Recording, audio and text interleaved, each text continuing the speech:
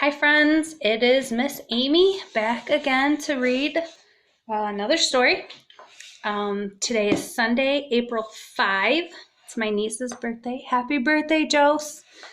I am going back to my big book of Seuss book, and I'm going to read And to Think That I Saw It on Mulberry Street, originally published in 1937. Here's the title page.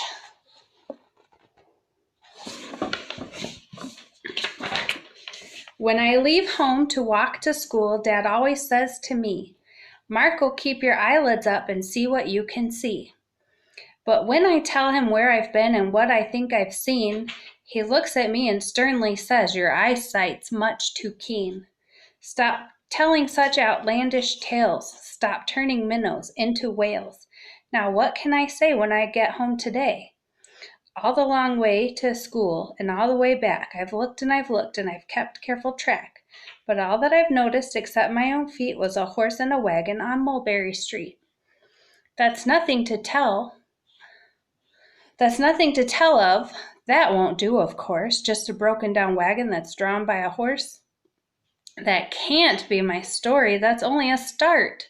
I'll say that a zebra was pulling that cart.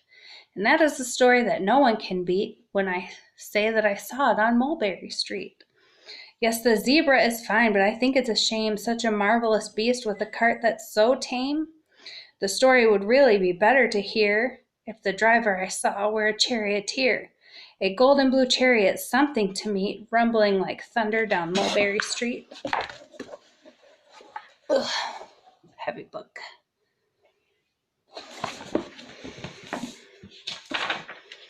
No, it won't do at all. A zebra's too small. A reindeer is better. He's fast and he's fleet, and he'd look mighty smart on old Mulberry Street.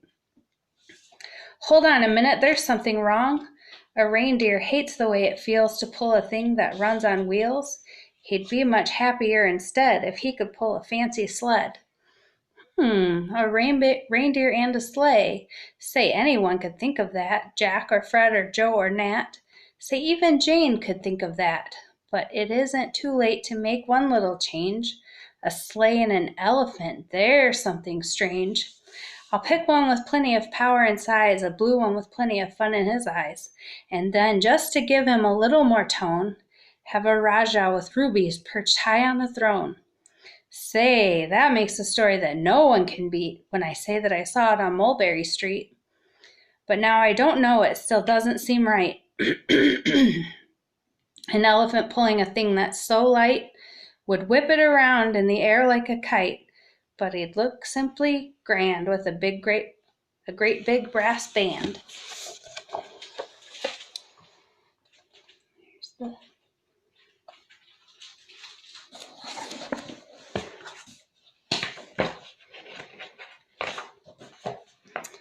A band that's so good should have someone to hear it, but it's going so fast that it's hard to keep near it.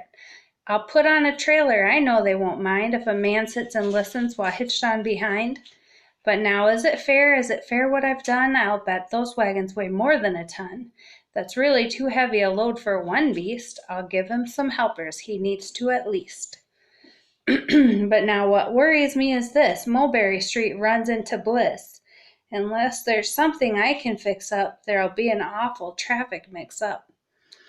It takes police to do the trick, to guide them through where traffic's thick. It takes police to do the trick. They'll never crash now. They'll race at top speed with Sergeant Mulvaney himself in the lead. The mayor is there and he thinks it is grand and he raises his hat as they dash by the stand. The mayor is there and the aldermen too, all waving big banners of red, white, and blue. And that is a story that no one can beat when I say that I saw it on Mulberry Street.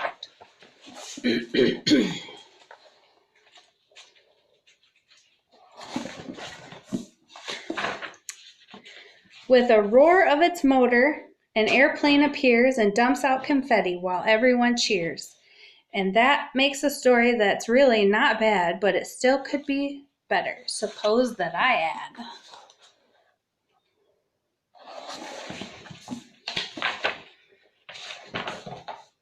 A Chinese man who eats with sticks, a big magician doing tricks.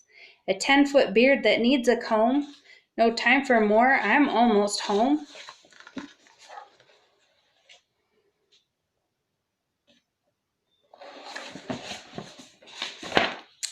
I swung round the corner and dashed through the grate. I ran up the steps and I felt simply great, for I had a story that no one could beat, and to think that I saw it on Mulberry Street. But Dad said quite calmly, just draw up your stool and tell me the sights on the way home from school. There was so much to tell, I just couldn't begin. Dad looked at me sharply and pulled at his chin. He frowned at me sternly from there in his seat. Was there nothing to look at? No people to greet? Did nothing excite you or make your heart beat? Nothing, I said, growing red as a beet, but a plain horse and wagon on Mulberry Street. All right, friends, there's another story from Miss Amy. I hope you are enjoying my Miss Amy Reads series. Remember, I'm not just a bus driver. I'm your friend. I love you all. I miss you. I can't wait to see you soon. Stay safe and healthy.